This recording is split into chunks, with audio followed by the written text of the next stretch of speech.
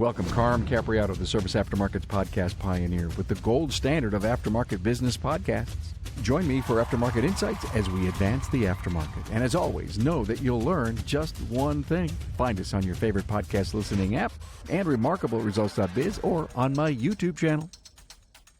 Hey everybody, Carm Capriato, Remarkable Results Radio. Good to have you here, sweaters on, because as we record this, we're in a deep freeze everywhere, I think, in the U.S. You'll all kind of remember when that was, what week in January we're here. I've got an incredible guest, Dan Vance. I'd like to introduce you to Dan Vance, the CEO and founder of Shop Dog Marketing. Yeah. Hey, how you doing, Dan? I'm doing great. Happy to be here. Thanks for having me. Yeah, I'm glad you're here. Hey, Carm here, and I hope to see you at the 22nd Annual TST Big Event, Saturday, March 29th, 2025. This very comprehensive one-day seminar will feature trainers Bill Weaver from NAPA Autotech Training, Josh Weaver from Dorman Training, and Eric Ziegler from WTI. This all-day event will be at the Westchester Marriott in Tarryton, New York. Sign up at tstseminars.org. I'll be there, and I'm going to present the keynote, The Rise of the Mechanical and Technology Specialist. Great education, breakfast and lunch, and a ton of learning. tstseminars.org, Saturday, March 29th, 2025. NAPA is focused on the now, a national ownership workshop for our valued auto care members centered around business building training from industry leaders. This is a can't-miss event as we celebrate the past 100 years while looking ahead to the next 100. Hey, let's face it, your shop management system is the most critical tool in your shop, and NAPA Tracks will move your shop into the SMS fast lane with on-site training, 6 days a week support, and local representation. Find NAPA Tracks on the web at napatracs.com. Also, thanks to AftermarketManagementNetwork.com for information that can help you move your business ahead, and for the free and informative LaborRateTracker.com. Listen, we're going to talk about a bunch of stuff. We're going to talk about water holes or watering holes. I love that concept. You're going to figure out what that is here in a few minutes. What persona marketing is about. We're going to talk about branding, all under the umbrella of AI, artificial intelligence, and how that's working in marketing today. And Dan's, I'm sure, going to say, listen, you got to embrace this stuff. Let's use it as a tool. And even, Dan, I got to tell you, I spoke to a great friend the other day, not only a coach, but a shop owner, that said, listen, we got some really bad stuff that just recently happened. Person had to travel out of town. We did some work on their vehicle. It didn't go in the fix and the network and all that stuff, and it got ugly and convoluted and stuff. She said, after we got all these negative reviews and that person went to the Better Business Bureau, we took all of the reviews and everything and we threw them into AI, and we said, we need your help. We have tried our butts off to get this thing right. AI gave them back something extremely positive. They put it up, send it over to the Better Business Bureau, and the person said, let's fix this. I'll take all the things down because of, and so it was a positive tool, Dan. Yep. Oh, and there's more and more stories like that every single day, because the power of AI is allowing us to do things that we weren't able to do before. And my generation, like, if you wanted to learn a trade, you had to go to somebody that really knew how to do the trade. You really couldn't go to the library and read about it. You had to, like, get involved with somebody. That's why networking with skilled people and experienced people and dynamics, that was so important. And today we live in this emerging world where AI is kind of fulfilling that space with lots of really good information and insight and data crunching, and it's changing the way we are interacting with people, how we see our business, and how we're growing. It really is amazing.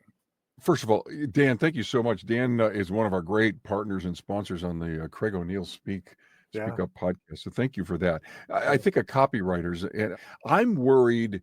I've read some articles that say, don't worry about all those jobs that are going to go away because they're just going to get better and smarter. We may not need as many.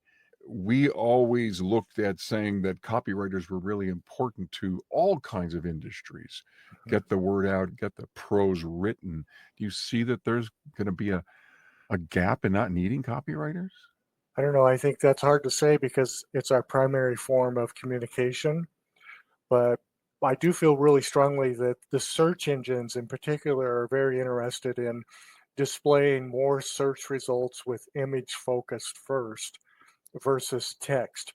So I think a lot of this content stuff is going to be kind of transcribed into what are we doing with images to make images tell that same kind of compelling story. Our individual interaction with content is much smaller, right? We're much happier with bullet points or text than we are like reading huge pages of content. Yeah. And so like whether it goes away or not, I don't know. But Why are we so in love with bullets? I think I know the answer, but tell me. yeah, we're a little ADD, like we just want to kind of get the facts and we want to move in. We don't really want to go too deep, like really to like ingest it. And and there's the other side of that too. Like most people that bring their vehicle into the shop today, they understand like fundamentally what's involved with the brake repair. So they don't necessarily want to come to your website and read about like how great brake repair is at your shop and why you're the best. They just want to know if you do it and you're fair and you have good reviews and So those bullet points. paragraphs on doing this great brake work says, listen, we do great brake work. Here's how we do it. Bullet, bullet, bullet, bullet. Hmm. And that could be satiating enough for an individual to see that Yep. instead of having to, I don't have time to read these paragraphs. Yeah. Well, one of the most popular video streams right now is Reels, and they're on Yeah. social media and YouTube, and they're 15, Mhm. maybe 30 seconds, and people will spend hours on those. So just little different experiences, fast, quick, interesting, engaging, and that's just the way we're interacting right now.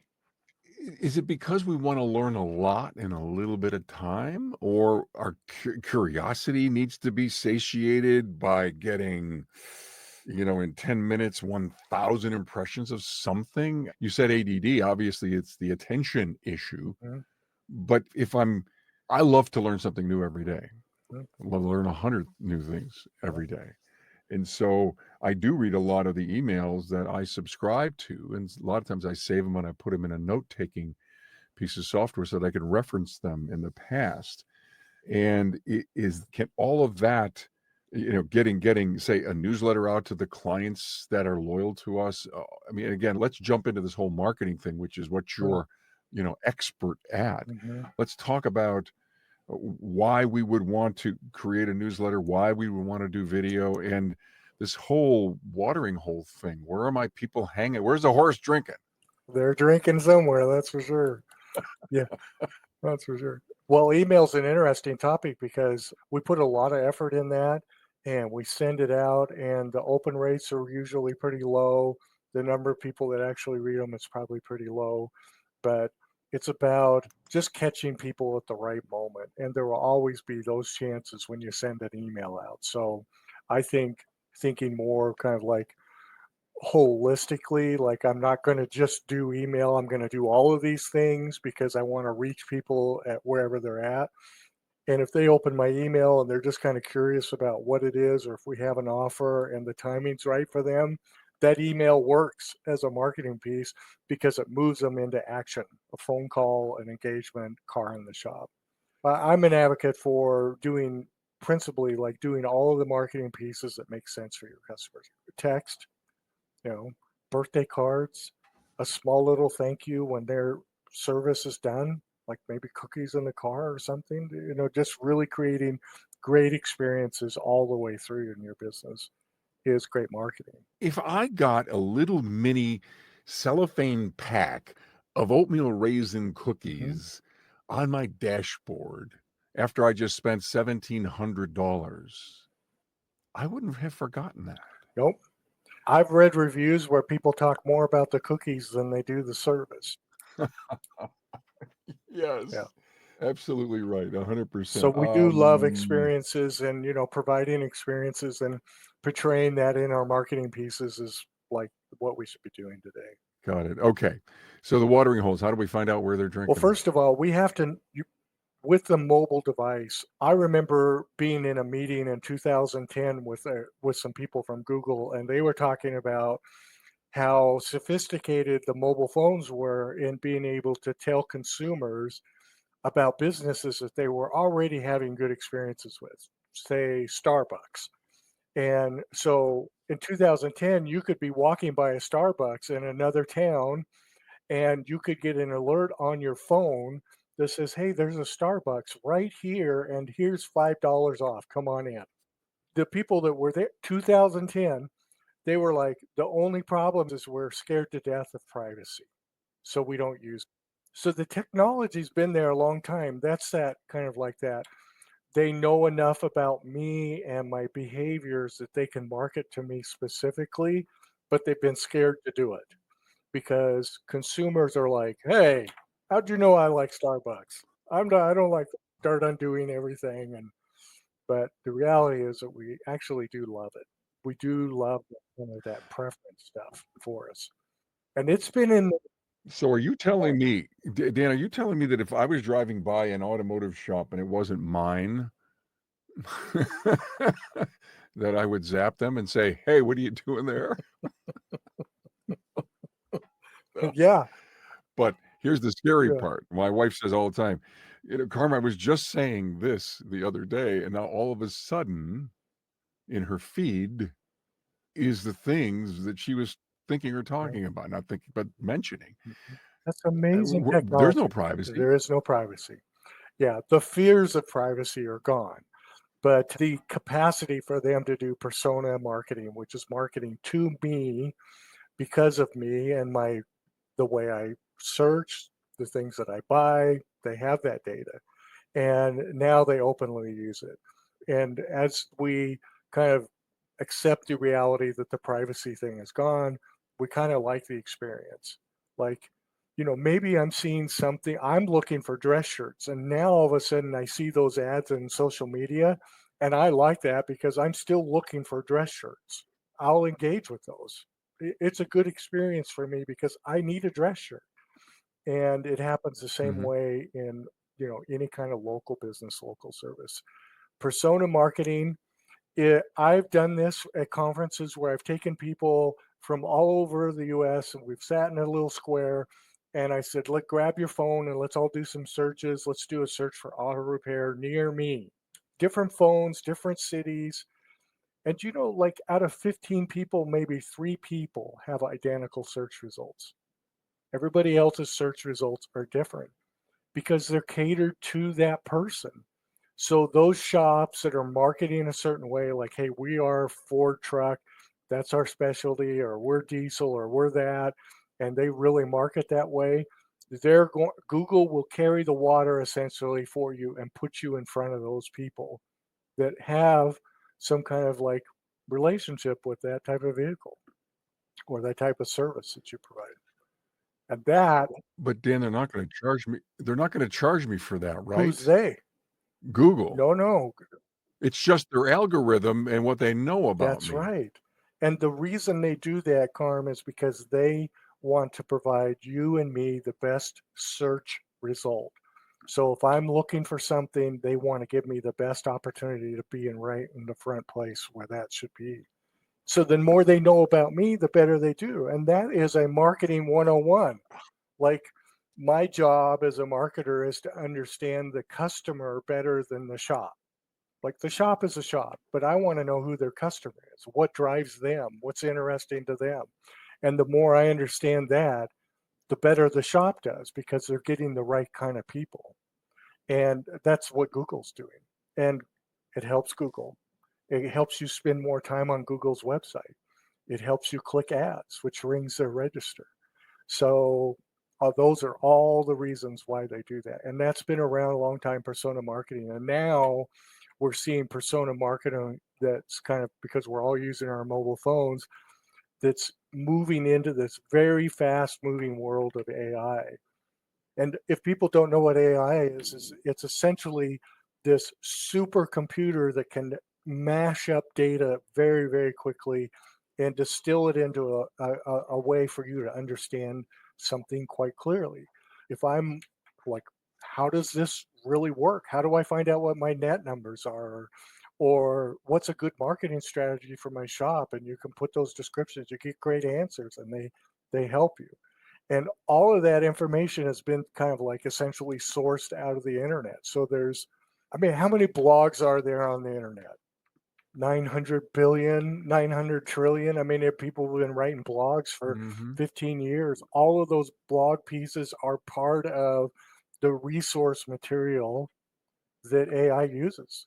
And it can compress that data and mash it up and turn it into something spectacular, which I kind of, love the word mash. yeah. Listen, we use AI to do some research, but I never thought of it like that because I'm a word guy. I love to find the best word that describes the situation that you're in or what you're thinking Mhm, about. mhm. Mash, incredible word. Yeah.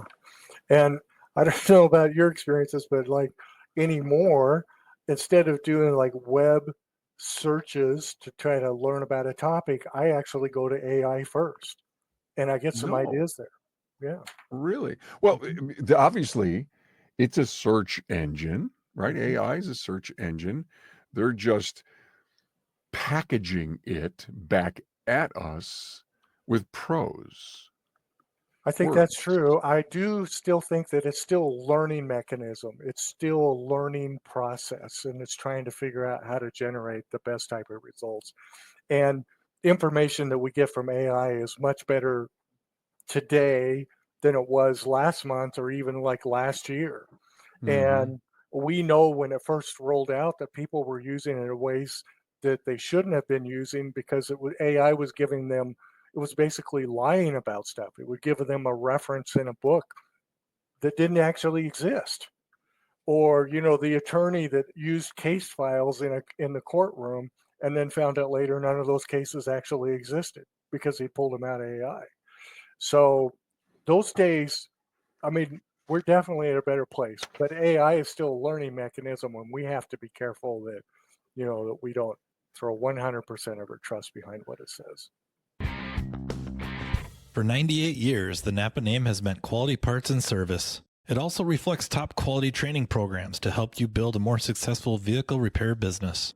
No doubt, the technician shortage is impacting everyone, but you're not facing this battle alone. NAPA has the solution by making NAPA Autotech training available near you. NAPA Autotech provides automotive aftermarket technicians career development opportunities through structured, disciplined, measured, and high-quality technical instruction, no matter the technician or service advisor's skill level. This instruction enhances understanding of vehicle systems, increases first-time repair capability, and overall customer satisfaction.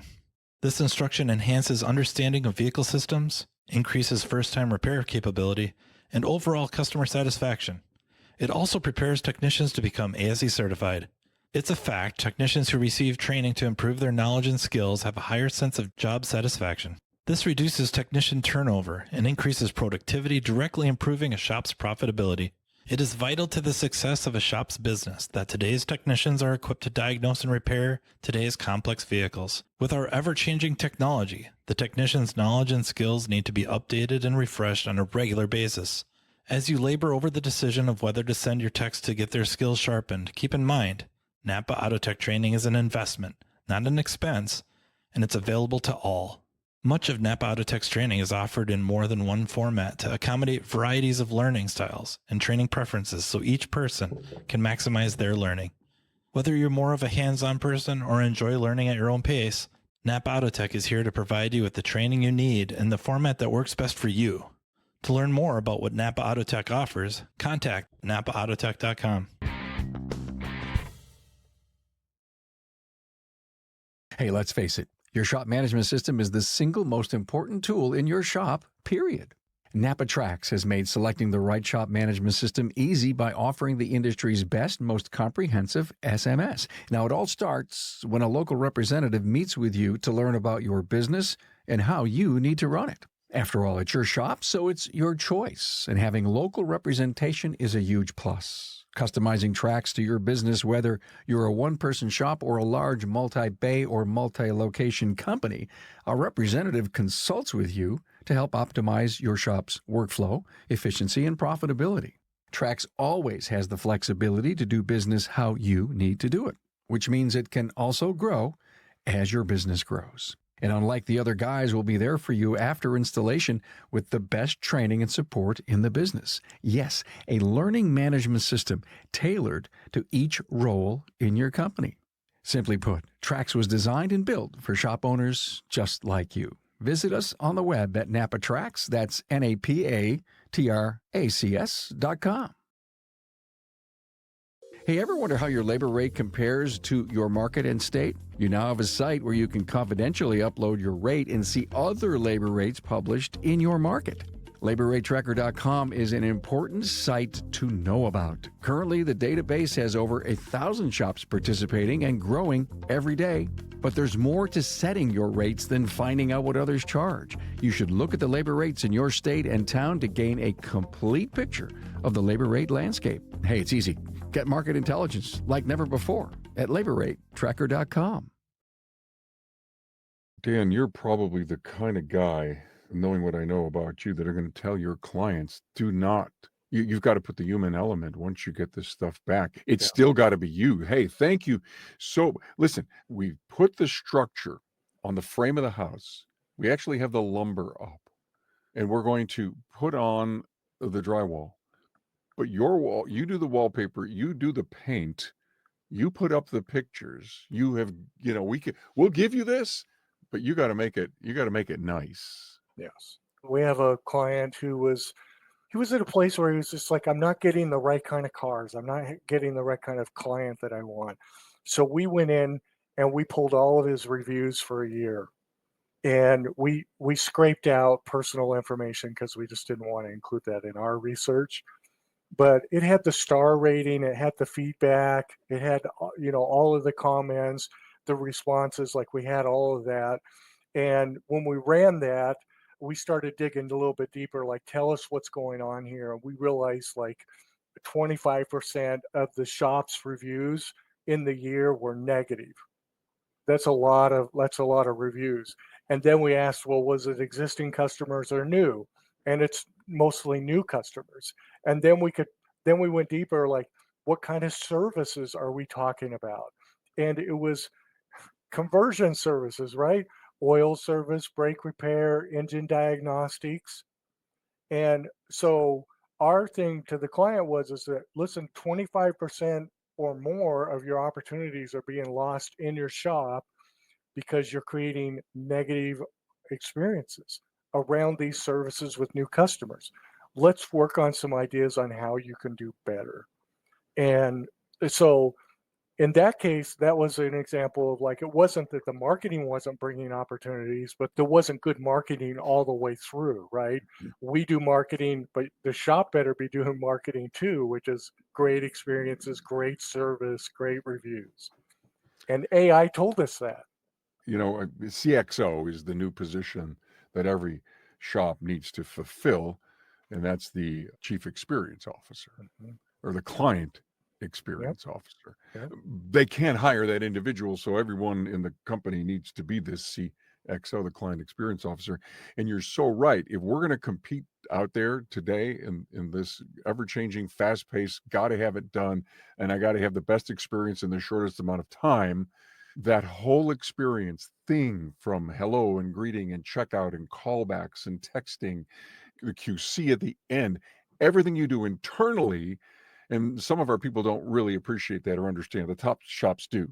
Everything that we do back here has everything to do with what's going on out there and the perception of my client when they leave, and then hopefully lock onto us loyalty and then come back and perpetuating that relationship. And all the way through there, you have a chance for it to fall off or fall down. Now, women who bring vehicles into the shop, they want to see certain things. Well, that should be really obvious to all of us, like a nice, clean restroom, a waiting room that's pleasant, right? Yeah. The service writer that doesn't look like a grizzly bear. Those kind of things help women come in and do business with you. And they see all of that in pictures on your Google Map listing. I've got to comment on that. Yeah.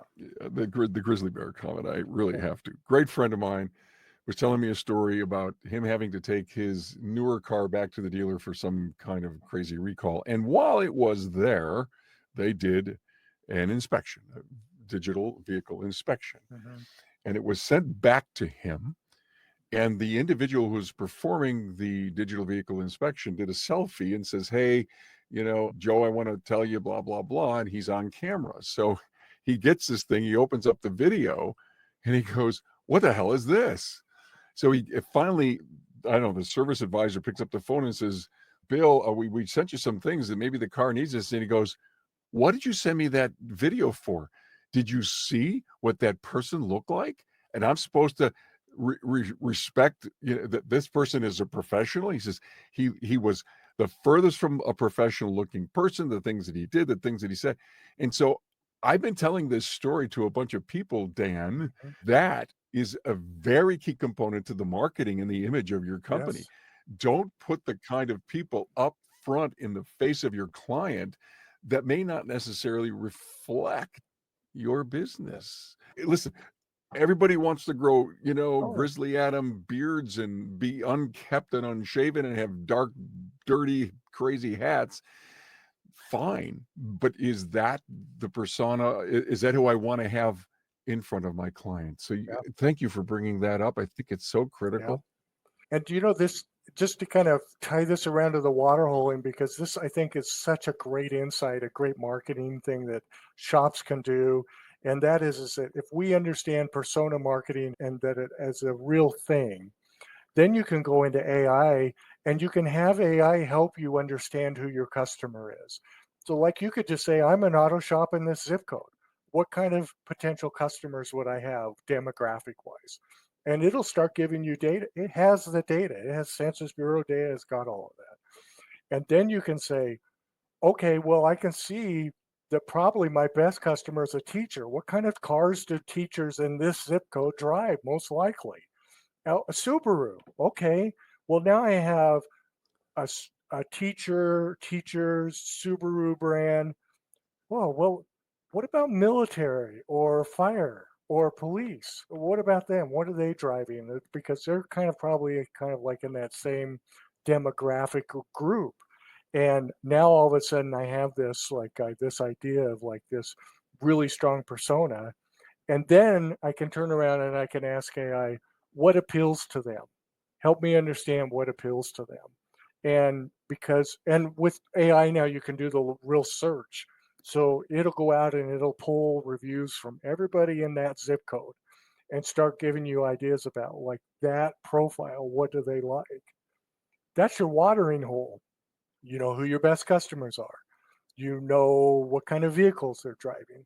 You have a pretty good idea of what's resonating with them, and you can put that into your marketing place, and you can start marketing to them in other ways too, like events or postcards or direct mail or whatever. You get in front of those people because you know who they are, and you go to them because they go to the same water.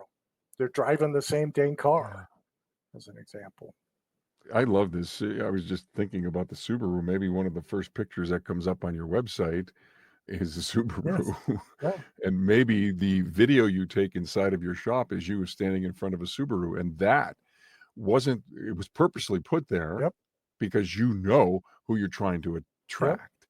It's like, I don't think we should never do anything for happenstance. We should do things always on purpose if we have enough data to know that picture is going to say 1,000 words to someone. Yeah. And I think auto shop owners are losing ground on this idea that they can just say, well, I'm going to just trust the agency to figure all this out for me, because it's so easy to use AI to at least give you a framework and an understanding of how this stuff works. And so if somebody's doing a website design for you and you don't really understand who your customer is, the website's going to not be that great. It can't be, because it doesn't align with who your best customer is. And there's plenty of them out there. You're never going to run out of your best customers. You will get to a place where you're in trouble if all you're doing is working with the wrong customer. And AI helps with all of it. I love what you just said because of the word pay attention. A mentor of mine many years ago always said, Carm, you got to pay attention. Pay attention. Pay attention. First time, hey, how you doing? Yeah, you paying attention? And that what you just described in, yes, your agency can help you, and I so believe in agencies in supporting our industry, like your great company. But if you aren't paying attention to what you're getting back, if you're not paying attention to the programs, the initiatives that they're working on, because you don't know. Remember I told you I had that teacher Subaru thing going on a while back? We talked about that. I haven't seen you do anything with Yeah. that. Because that now you're paying attention, right? Because you're doing the research, they're doing the research. How could you trust someone to do the research and get back to you if I, it's like, I'm not trying to say that you have to be smarter than them, but I think you have to be up to that Yeah. level. Yeah. I think there's this pinnacle of like persona. If I understand my customer, then I can market to them much better, and so I'll have shops tell me like, hey, we hired a local company. They're going to come down. We're going to cut all these videos. I'm going to be out in the shop. I'm going to talk about how we do this. In the back of my mind, I'm like, why? Not that it's a bad idea, but why? Is it because your customer is dying to know about that information, or are you trying to display expertise? What's really driving that? And it's AI is a place where you can just say, how do I formulate how do I put a formula together that's logical and is going to be a mechanism to me getting in front of my best customers? So I want to do some videos. I want to do this. This is my best customer. What's some ideas, AI? Give me 50 ideas, and it'll give you 50 ideas. And some of them are going to be pretty dang red hot, good ideas. That's AI. That's what this is right now. And that's what it is now. But it's changing really, really fast.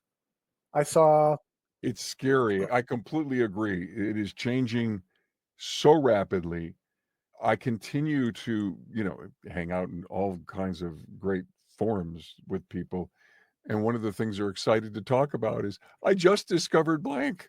This is so cool. I would love to know the 50 names of the different AI engines that are out there. yeah, And they're all uniquely doing different things. It's like, oh, we can do this for you versus what I could probably waste 40 hours just trying to play with them. Google right now is testing. We've seen it in search results, like in major markets like New York City for like restaurants. So it's not in auto repair yet, but it's coming because it makes so much sense. But when I go and do a search and I'm interacting with your business listing on Google Maps, there's an AI assistant that now comes up that says, ask me a question about this business. So now you're going to be able to use Whoa. an AI tool to find out more about that business. That business, just that business, not the internet, not the world, just that business. It's going to have attribute buttons like, are you wondering about hours of operations? Are you wondering about this? Do you have a specific question? So AI is really changing the experience for us, like me and you. Like it's going to be really cool to shop. It's a little terrifying for the business because they're like, well, how do I prepare for that? Well, Yeah. you got to know who your customer is, and you've got to build all of that into your platform. So when they land and they start asking questions, they're like, "That's what I'm looking for."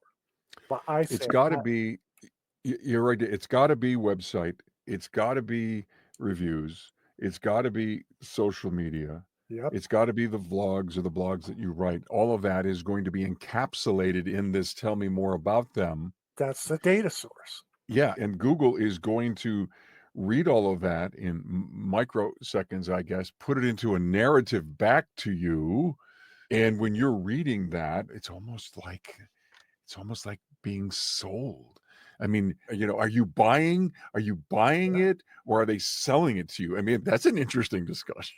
totally, totally. Well, it just makes it easier for us to be more confident in some of the decisions that we make, and it's easy. It's the bullet points. We're all about easy nowadays. And we could debate whether that's good or bad, but the reality is that's the way users are behaving.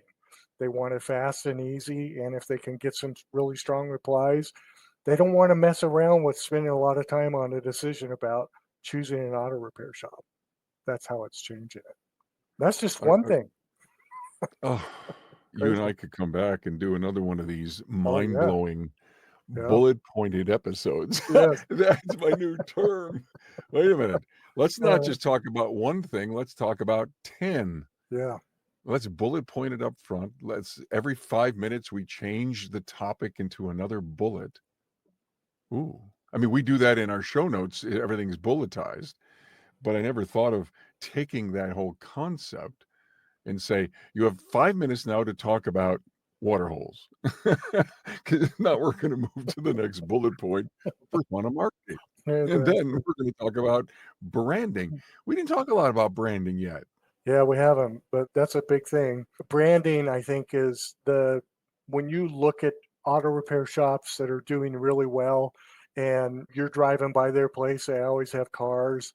The probably the main reason why they're doing better than you is that they have better brand recognition with the community that they service.